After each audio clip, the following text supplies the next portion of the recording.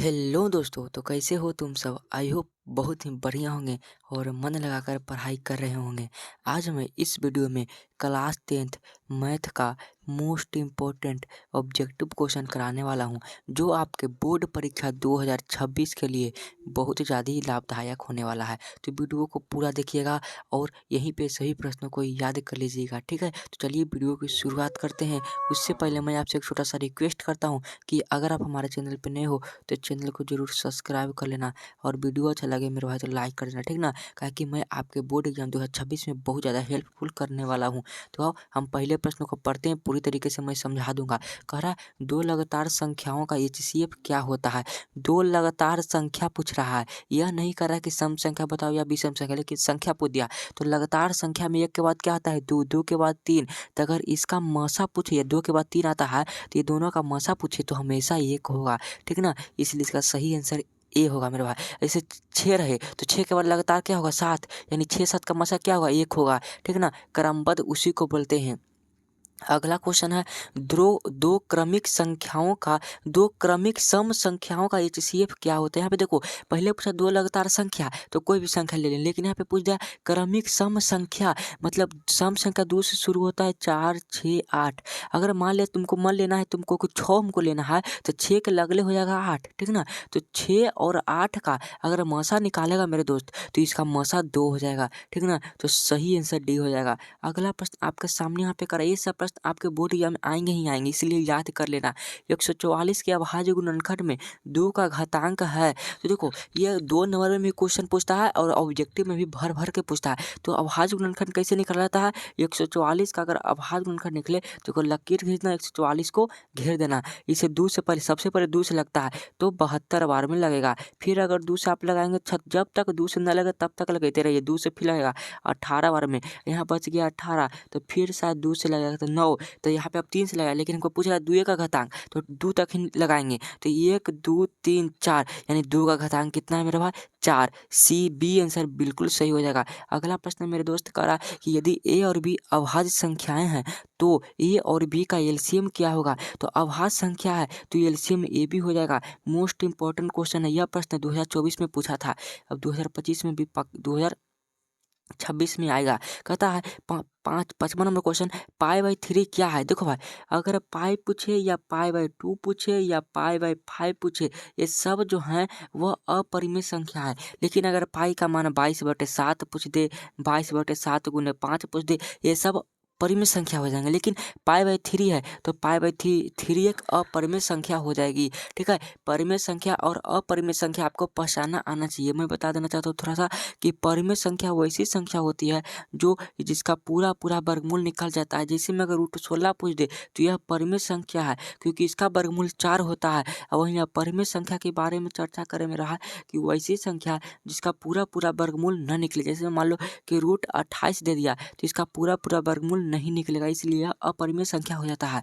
तो अगला क्वेश्चन पढ़ो, 6 नंबर क्वेश्चन करा कि 32 का अभाज्य गुणनखंड ज्ञात करें। तो 32 का अभाज्य गुणनखंड ज्ञात करना मैंने बता दिया था कि सबसे पहले 2 से लगाओ तो 16 बार मिलेगा, फिर 2 से लगाएंगे तो 8 बार में, फिर 2 से लगाएंगे तो 4 बार में, अगर फिर 2 से लगाएंगे तो 2 मरतबे लगेगा। तो देखिए गुणनखंड पूछ रहा था 1 2 3 4 5, यानी 2 के पावर 5 होगा ना, तो 32 का अभाज्य गुणनखंड हो जाएगा। अगला प्रश्न है कि 0 और 25 के बीच विषम संख्याओं की संख्या कितनी है। तो अगर आप इसका काउंट करिएगा मेरा है तो 0 और 25 के बीच पूछ रहा है, 1 से लेके 24 के बीच कितनी विषम संख्याएं हैं, इसको ज्ञात करना है, ठीक ना। तो इस क्वेश्चन का जवाब आप कमेंट में जरूर बताना मेरे भाई, ठीक ना। 7 नंबर क्वेश्चन का आंसर जरूर बताना, मैं आपके कमेंट का इंतजार करूंगा। अगला प्रश्न है निम्नलिखित संख्याओं में परिमेय संख्या का पहचान करें। मैंने कौन है जो परिमेय संख्या है, तो मैंने बताया कि जिसका पूरा पूरा वर्गमूल निकले। √10 का पूरा पूरा वर्गमूल नहीं निकलता, तो इसलिए यह अपरिमेय संख्या हो जाएगी। √5 भी एक अपरिमेय संख्या है, √3 भी एक अपरिमेय संख्या है, लेकिन √25 है जिसका पूरा पूरा वर्गमूल 5 हो जाता है, इसलिए वह परिमेय संख्या हो जाएगा। निम्नलिखित संख्या में कौन सी संख्या परिमेय है? तो रूट अंडर 625। कहता है निम्नलिखित में किसका दशमलव प्रसाद शांत है? अगर मेरे पास दशमलव प्रसाद शांत का एक ट्रिक होता है कि अगर अभाज्य गुणनखंड करने पर हर का रूप 2 के पावर n या 5 के पावर m के रूप का आता है तो वह शांत कहलाएगा। यानी कि किसका 3/8 का अगर आप अभाज्य गुणनखंड करेंगे ना तो 2 के पावर 3 आ जाएगा, तो इसका शांत वही होगा। अगला प्रश्न, निम्नलिखित में कौन सी अभाज्य संख्या है? तो मेरे भाई कौन सी है जो अभाज्य संख्या है? तो इसका सही आंसर क्या हो जाएगा? तो यहाँ पे 61 जो है एक अभाज्य संख्या है। ठीक है, कहता है कि 5√2 क्या है? तो 5√2 एक कौन सी संख्या है? परिमेय संख्या है। डी आंसर बिल्कुल सही हो जाएगा। मैं बताना चाहता हूँ कि परिमेय संख्या और अपरिमेय संख्या पहचानने के लिए हर साल 5 नंबर आते हैं बोर्ड एग्जाम में। पाई क्या है? तो पाई एक अपरिमेय संख्या, मैंने अभी बता दिया था। कहता है कि 3 - √3 कौन सी संख्या है? तो 3 - √3 भी एक अपरिमेय संख्या है मेरे भाई। अभी आप यहीं पे सभी प्रश्नों को याद कर लीजिए ताकि आप अगर आपका 2026 में बोर्ड एग्जाम है तो आप आसानी से मैथ में 100/100 ला सकते हैं मेरे भाई। ठीक ना, इसलिए अभी हल्के में मत लीजिए, अभी से संघर्ष शुरू कर दीजिए। 2 घंटा का रूटीन बना लीजिए। बस आप 2 घंटा कंटिन्यूटी के साथ रोज पढ़ेंगे ना तो मैं गारंटी के साथ कहता हूँ कि बोर्ड एग्जाम में आपको 450 प्लस लाने से कोई नहीं रोक सकता है। चलिए 15 नंबर क्वेश्चन पढ़ते हैं कि 2 और 2 जो है 5 के बीच परिमेय संख्या कितनी है?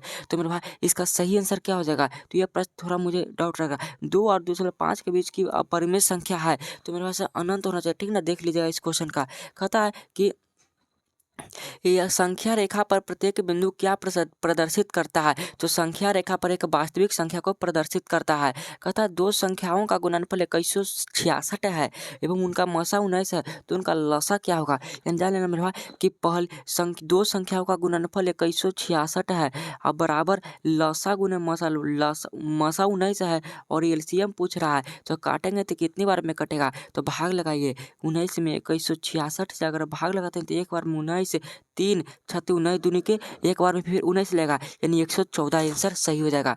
अगला प्रश्न मेरे भाई, 2 अंकों की कितनी संख्याएं 3 से विभाज्य है? कौन सी संख्या है जो 3 से विभाज्य है? तो ये तो 30 आंसर हो जाएगा। अगला प्रश्न है, यदि ए बराबर इतना 1 के पावर 3 5 गुने 3 हुआ, बी बराबर इतना तो ए बी का एलसीएम क्या होगा? तो 1680 हो जाएगा। ठीक है, अगला क्वेश्चन है, कहता है कि सबसे छोटी भाज्य संख्या और सबसे छोटी अभाज्य संख्या का एचसीएफ कितना होगा? तो सबसे छोटी भाज्य संख्या 4 और सबसे छोटी अभाज्य संख्या 2, तो 2 4 का अगर एचसीएफ पूछे तो 2 होगा मेरे भाई। ठीक है, ये सब प्रश्न बहुत बहुत ज़्यादा इंपॉर्टेंट है, इसलिए याद कर लेना। 2 10 और 20 के एलसीएम और एचसीएफ का अनुपात क्या होगा? तो 2 और 10 और 20 के एलसीएम पूछ रहा पहले, तो एलसीएम हम निकालने के लिए आपको तो पहले क्लास चौथे क्लास से आप एलसीएम निकालना जानते हैं कि पहले 2 से लगाते हैं 1 मरतबे 5 बार में और 4 हो जाएगा यहाँ पे 20 दूनी 40, इसका 40 एलसीएम हो जाएगा और एचसीएफ पूछ रहा है तो इसका एचसीएफ 2 हो जाएगा यानी 20:1, इसका सही आंसर हो जाएगा।